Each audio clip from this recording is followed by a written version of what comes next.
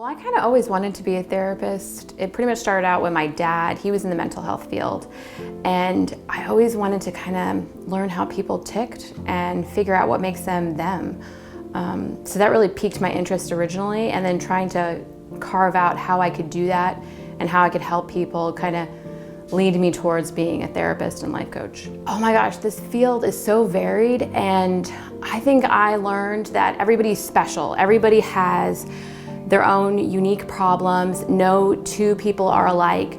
But while saying that, at the same time, we all, just trying to make it, just trying to figure things out, and we have our own insecurities as well. So when people come into my office or speak to me on the tele-coaching, they think that no one else can understand, when really, a lot of us kind of suffer with trying to figure out who we are. Oh, the hurdles that I faced while being a therapist, that's a tough one, really. It's more, I would say self-care is a big one, because you can't really help other people until you work on your own issues and you kind of manage your own emotions and stress in life.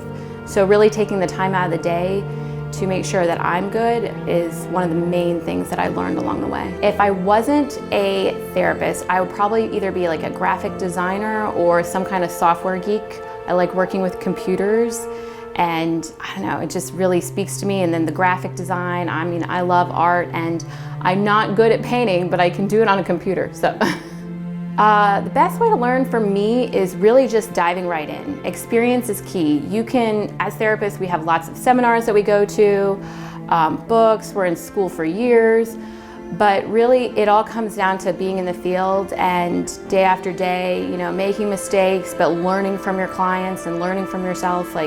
That's really how you become who you are. What does forgiveness mean to me? So I hear this all the time where people say, I forgive, but I don't forget. And to me, that doesn't strike me as true forgiveness. When you really come to terms with what was done to you and forgive, you kind of accept what happens, and you get a kind of peace about yourself. So forgiveness means moving on and growing with your couple or with your colleague once you've moved past that. Is it easy to be one's own therapist? God, no. It's kind of like doctors make the worst patients, mechanics have broken down cars.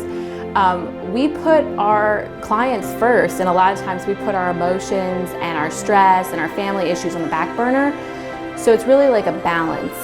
Trying to check in as therapists, we have to be extra mindful that we don't bring any of our baggage to our sessions. So it's been a balancing act. I have always been curious about different cultures. So if I wasn't a therapist and I had all the time in the world and money, I probably would travel around learning from different people, different communities, and just kind of go off the beaten path, because that's where all the fun stuff happens. So that's what I would do.